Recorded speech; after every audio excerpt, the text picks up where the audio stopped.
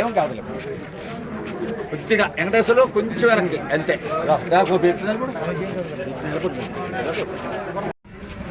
ఈ రోజున వైఎస్ఆర్సీపీ ప్రతిపక్ష పాత్ర పోషిస్తూ రాష్ట్రంలో, నియోజకవర్గంలో, జిల్లాలో రైతాంగం నష్టపోతూ ఉంది. రైతు మద్దతు ధరలు రావట్లేదు కాబట్టి అర్జెంటుగా రైతాంగాన్ని ఆదుకోవాలా సంబంధించి ఒక ధర్నా కార్యక్రమం లేకపోతే వాళ్ళకి సంబంధించినటువంటి పొలిటికల్ స్టంట్ ఏదో ఒకటి ప్రయోగం చేశారు.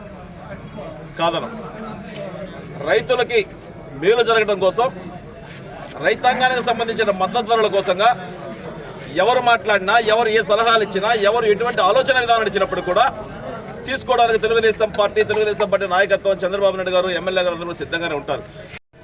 ఈ రోజున ప్రతిపక్షం మాట్లాడుతూ వస్తూ ఉన్నారు, చంద్రబాబు నాయుడు గారి ప్రభుత్వంలో రైతాంగం నష్టపోయింది, చంద్రబాబు నాయుడు గారి ప్రభుత్వంలో రైతాంగానికి మేలు జరగట్లేదు, చంద్రబాబు నాయుడు గారు రైతాంగానికి ఏం చేశారు? అవగాహన లోపంతో మాట్లాడే ప్రతి నాయకులుగా చెప్తా ఉన్నాం, చంద్రబాబు నాయుడు గారి ప్రభుత్వంలో మాత్రమే రైతాంగం బాగుపడింది. తెలుగుదేశం ప్రభుత్వం మా యొక్క తెలుగుదేశం పార్టీ జెండాలోనే నాగలి గుర్తుంది. రైతాంగానికి ఎన్నుదండగా నిలబడినటువంటి నాగలి గుర్తుని మేము తెలుగుదేశం పార్టీ చిహ్నంగా తీసుకుని ముందుకు పోయి పనిచేస్తుంది. అన్న నందమూరి తారక రామారావు గారు తెలుగుదేశం పార్టీ పెట్టినప్పటి నుంచి నేటి ముఖ్యమంత్రి నారా చంద్రబాబు నాయుడు గారి వరకు ఈ నియోజకవర్గంలో, ఈ జిల్లాలో గత ప్రభుత్వంలో ఎండాకాలంలో వాటర్ లేకపోతే చిట్ట చివరి ఆయకట్ట వరకు పంట పండించి చూపించిన ప్రభుత్వం తెలుగుదేశం ప్రభుత్వం, అప్పుడు ముఖ్యమంత్రి నారా చంద్రబాబు నాయుడు గారు. మరి రాయలసీమ ప్రాంతంలో నీటి ఎద్దడి ఎక్కువగా ఉంటే ఉద్యానవన పంటలు తీసుకొచ్చి, స్ప్రింక్లర్ విధానాన్ని తీసుకొచ్చి, డ్రిప్ ఇరిగేషన్ తీసుకొచ్చి, డ్రోన్ విధానాన్ని తీసుకొచ్చి, ఆధునిక సాంకేతిక విధానాన్ని వ్యవసాయానికి జోడించి రైతాంగం ఇంట్లో పంటలు పండించి, సిరులు పండించినటువంటి చరిత్ర నారా చంద్రబాబు నాయుడు గారు తెలియజేస్తా ఉన్నాం. మరి చంద్రబాబు నాయుడు గారి యొక్క చరిత్ర గురించి మీరు మాట్లాడుతూ ఉన్నారు. ఈ రోజు కూడా పోలవరం, పట్టసీమ, కండలేరు, వెలుగొండ, తెలుగంగ ఈ ప్రాజెక్టులలో నీ ముఖ్యమంత్రి పాత్ర అడుగుతా ఉన్నాం. కరెక్ట్ గా 1.5 సంవత్సరంలో, 4 నెలల్లో, 6 నెలల్లో పోలవరం పూర్తి చేస్తామని చెప్పని తొడలు కొట్టారు కదా శాసనసభలో. ఏమైంది మీకు? రైతుల పట్ల మీకున్నటువంటి ప్రాధాన్యత ఈ రోజులకి పోలవరంలో తట్టిన మట్టే చరిత్ర ఒకటి ఉందంటే వైకాపా ప్రభుత్వం ఉంది. ఆ ముఖ్యమంత్రి జగన్మోహన్ రెడ్డిగా మిగిలిపోయాడు. ఈ రాష్ట్ర చరిత్రలో రైతాంగ హీనుడిగా మిగిలిపోయినటువంటి ముఖ్యమంత్రి ఎవరైనా ఉన్నారంటే అది ఒక జగన్మోహన్ రెడ్డి. మరి రైతాంగ ధరల గురించి మాట్లాడారు. గత ప్రభుత్వంలో వైకాపా ముఖ్యమంత్రిగా మాజీ ముఖ్యమంత్రి అయినటువంటి జగన్మోహన్ రెడ్డి గారు ఉన్నప్పుడు ఇదే నియోజకవర్గంలో పుట్టి 9,000కి అమ్మలేదా? పుట్టి 1,150 రూపాయలు, 1,150 కేజీలు మీరు దౌర్జన్యంగా రైతుల దగ్గర నుంచి దోచుకోలేదా? ఆ దోచుకున్న ధనాన్ని మీరు దాచుకోలేదా? భవంతులు కట్టలేదా? మీరా రైతాంగాల గురించో, చంద్రబాబు నాయుడు గారి ప్రభుత్వం గురించో, శాసనసభ్యుల గురించో మాట్లాడే నైతిక హక్కు ఈ రోజున వైకాపా రైతు శ్రమ, రైతు కష్టం, రైతు చెమట దానికి రెట్టింపు విధానంలో ఏ ప్రభుత్వం అయినా సరే విలువ కట్టి వాళ్ళకి సరైన న్యాయం చేసింది అంటే ఆ ప్రభుత్వం ఒక్క చంద్రబాబు నాయుడు గారి ప్రభుత్వం తెలియజేస్తా ఉన్నాం. కోవూరు నియోజకవర్గంలో గత ప్రభుత్వాలలో కూడా ఏ రోజైనా సరే చరిత్ర నుంచి కావాల్సిన గత 5 సంవత్సరాల అధికారాన్ని ఉపయోగించుకున్నటువంటి వైసీపీ నాయకులు రైతు సమస్యల మీద ఏనాడన్నా పట్టించుకున్నారా? రైతు సమస్యల మీద కానీ, రైతు గిట్టుబాటు ధర మీద కానీ వీళ్ళు ఏ రోజైనా కూడా స్పందించి చేస్తున్నారని నేను ప్రశ్నిస్తా ఉన్నా.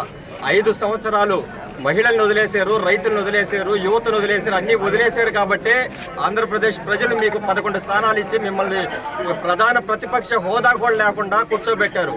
ఈరోజు మీరు వచ్చి పగటి వేషగాళ్ళలాగా రైతు సమస్యల మీద, మా ప్రభుత్వం మీద మీరు ప్రశ్నిస్తారా? ఏ అధికారంతో మీరు మాట్లాడుతూ ఉన్నారు? మా ఎమ్మెల్యే గారు నెల రోజుల నుంచి అధికారులతో, జాయింట్ కలెక్టర్తో, కలెక్టర్ గారితో, అసెంబ్లీలో ముఖ్యమంత్రి గారితో, వ్యవసాయ శాఖ మంత్రితో అందరితో మాట్లాడుతా ఈ సమస్యకు పరిష్కారం చేసే విధంగా పరిష్కారం చేస్తూ ఉన్నారు. ఆల్రెడీ షుగర్లెస్ కానీ, తెలంగాణ సోనా అంటారు దాన్ని, KNM కానీ, ఈ 2 రకాలు ప్రభుత్వ గిట్టుబాటు ధరకి దగ్గరలో ఉన్నాయి. అది ఎటువంటి సమస్య లేదు. ఒక్క బీపీటీ 5204లోనే సమస్య ఉంది. దాని మీద కూడా ఎమ్మెల్యే గారు ఆ రేటుకే కొనుగోలు కేంద్రాలు ఏర్పాటు చేసి కొనుగోలు కేంద్రాల్లో కొనుగోలు చేయాలి అని చెప్పి ఆదేశాలు ఇచ్చున్నారు. ఆ విధమైన ఏర్పాట్లు కూడా అన్నీ చేస్తున్నాం. ఏ ఒక్క రైతు కూడా ప్రతి గింజ కూడా కొనుగోలు కేంద్రాల ద్వారా ప్రభుత్వం గిట్టుబాటు ధర ఏదైతే కల్పించిందో 19,720 రూపాయలకి ప్రతి గింజ మేము కొనుగోలు చేస్తాం. దీంట్లో ఎటువంటి ఏ రైతుకి సందేహం అవసరం లేదు. ఇందాక ఒక ఆయన అన్నాడు బస్తాలు అందియటం లేదని. నువ్వు ఎన్ని తెస్తావు, తేవా, ఎన్ని లోడ్లు ఇస్తావో చెప్పు. ఈరోజు మేము ఎడలూరులోనే కొలిపిస్తాం. ఊరికే కళ్ళబొల్లి మాటలు చెప్పొద్దు. రైతులు మిమ్మల్ని ఉపేక్షించే ప్రసక్తే లేదు. రైతుల విశ్వాసాన్ని కోల్పోయారు. గత ప్రభుత్వంలో మీరు 7,200కు ఒక పుట్టి ఆ రోజు 14,800 ఉంటే గిట్టుబాటు ధర 7,200కి కొలిపించినటువంటి దౌర్భాగ్య స్థితి మీది. ఈరోజు మీరు మమ్మల్ని మాట్లాడతారా? ఏ ఒక్క రైతుకి అన్యాయం జరగదు. మా ప్రభుత్వం రైతు పక్షాన నిలబడద్ది. మా ఎమ్మెల్యే గారు రైతు పక్షాన నిలబడి ప్రతి రైతుకి న్యాయం జరిగే విధంగా మేము చూస్తాం. ఒక్క బీపీటీ 5204 ఉంది. దాంట్లో మాత్రం ప్రతి గింజ వ్యవసాయ కొనుగోలు కేంద్రం ద్వారా కొనుగోలు చేసేదానికి మేము సిద్ధంగా ఉన్నాం. ఎన్ని లోడ్లు ఉన్నా పంపిండి. ఈరోజు ధరల మీద ఏదో జరిగిపోతుందని చెప్పి కావాలని ఒక ధర్నా రూపంలో పెట్టి ఏదో సమస్య సృష్టించాలని చేశారే తప్ప ఈరోజు ఎడవలూరు సొసైటీ ఉంది. సొసైటీలో ఈరోజు బస్తాలు ఉన్నాయి.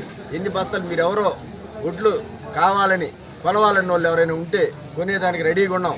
ఈరోజు కూడా 2 బళ్ళు ఎత్తున్నాం. నిన్న ఒక బండి ఎత్తాం, మొన్న ఒక లారీ ఎత్తా ఉంటే వాళ్ళు కావాలని ఏదో మీరు ఎత్తడం లేదు, ఒడ్లు లేవు. ఈరోజు నిన్న ఎత్తిన వాటికి కూడా ఈరోజు రైతులకి అమౌంట్ కూడా పడిపోయింది. వాళ్ళు కనుక్కోండి. రైతులు కడివేటి శ్రీనివాసులు ఎట్టినాడు, ఇంకా కడివేటి ఉషా అని ఉంది, పెద్దవాడ ప్రవీణ్ రెడ్డి అని ఉన్నాడు. వాళ్ళని కనుక్కోండి. మాకు ఉండేది తక్కువ. బీపీటీ వేసిన వాళ్ళు పరవన్నీ బయట కొనుక్కుంటున్నారు. బీపీటీ వేసిన వాళ్ళు ప్రతి ఒక్కరిని రమ్మంటున్నాం. వచ్చిన రైతుకి అందరికీ మేము మా సొసైటీ ద్వారా కొనుగోలు కేంద్రం రెడీగా ఉంది. ఇప్పుడు కూడా 8 గంటల నుంచే తీసుకొని కూర్చొని ఉంటారు. ఎవరు వచ్చినా కొనేదానికి మేము సిద్ధంగా ఉన్నాం. దానివల్ల కావాలని చెప్పడం తప్ప ఏమీ లేదు.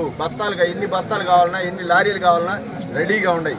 జాయింట్ కలెక్టర్ గారు వచ్చారు, చూశారు. ఎమ్మెల్యే గారు అది పనిగా నెల రోజుల నుంచి ఇదే పనిపై మీరు ఆఫీసులన్నీ ఓపెన్ చేయండి.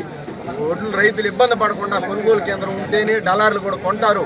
అందువల్ల మీరు ఖచ్చితంగా కొనండి అంటే అధికారులను అంతా అప్రమత్తం చేశారు. మిల్లర్లతో మాట్లాడారు. అంతా సాఫీగా జరుగుతున్నప్పుడు వీళ్ళు కావాలని ఏదో ఒకటి దాని అడ్డం ఏదో చెప్పడం తప్ప ఇంకేమీ లేదు. 2019, 20, 21, 22 సంవత్సరాల్లో వైసీపీ ప్రభుత్వంలో రైతులు నాశనం అయిపోయారు. జగన్మోహన్ రెడ్డి ఒక మాట చెప్పేవాడు, మా ప్రణాళిక ఖురాన్తో, బైబుల్తో, భగవద్గీతతో సమానం. మా ప్రణాళికలు చెప్పిన అమలు జరుపుతామని, ఎలక్షన్ మేనిఫెస్టోలు చెప్పిన అమలు జరుపుతామని, మద్దతు ధరకు సపోర్ట్గా 5,000 కోట్లు ఇస్తామని ఆయన మేనిఫెస్టోలో ప్రకటించాడు. బడ్జెట్లో 3,000 కోట్లు చెప్పాడు. 3 పైసలు ఖర్చు పెట్టలే. ఈరోజు మాట్లాడిన పెద్దలు, వైసీపీ పెద్దలు ఒక ఆయన మేము 3,000 కోట్లు కేటాయించామన్నారు. కానీ ఎంత ఖర్చు పెట్టామో చెప్పలే. నువ్వు ఎంత ఇస్తానన్నావు అనేది కాదు, ఎంత ఇచ్చావన్నది ప్రధానం. 5 రూపాయలు మద్దతు ధర కోసం వైసీపీ ప్రభుత్వం ఖర్చు పెట్టలేదు. నెంబర్ 1. నెంబర్ 2, వైసీపీ ప్రభుత్వంలో పోయిన సంవత్సరం మాత్రమే రేట్లు ఉన్నాయి. ఆ రేట్లు ఎందుకున్నాయి అంటే ప్రపంచవ్యాప్తంగా తీవ్ర కరువు వచ్చింది పోయిన సంవత్సరం. చైనాలో కరువు, జర్మనీలో కరువు, శ్రీలంకలో కరువు, దాదాపు ప్రపంచవ్యాప్తంగా కరువు వచ్చి ఒక చిన్న ఉదాహరణ చెప్తా. జర్మన్లో ఒక నది, ఓడలు తిరిగే నది 500 సంవత్సరాల తర్వాత నీరు ఎండిపోయింది. అందుకని ప్రపంచవ్యాప్తంగా కరువు వచ్చింది కాబట్టి కేంద్ర ప్రభుత్వం ఎక్స్పోర్ట్ ఇచ్చింది కాబట్టి పోయిన సంవత్సరం రేట్లు ఉండింది. ఈ సంవత్సరం రేట్లు పడిపోయింది. ప్రపంచవ్యాప్తంగా కూడా డిమాండ్ తక్కువ, ప్రభుత్వం పర్మిషన్ ఇవ్వలేదు, కేంద్ర ప్రభుత్వం పర్మిషన్ ఇవ్వలేదు. అందుకని ఈ సంవత్సరం రేటు తగ్గింది. దీన్ని గమనించి మన కోవూరు ఎమ్మెల్యే గారు ఫిబ్రవరి 5వ తేదీ మా కార్యకర్తలకు ఫోన్ చేసి రేపు జాయింట్ కలెక్టర్తో మాట్లాడదాం, మీరందరూ రాండి అని పిలిచి మమ్మల్ని జాయింట్ కలెక్టర్ దగ్గర తీసుకుపోయారు. ధాన్యం కొనుగోలు కేంద్రాలు ఎఫెక్టివ్గా నడిపించండి, పచ్చిధాన్యాన్ని కొనిపించండి అని మాట్లాడారు.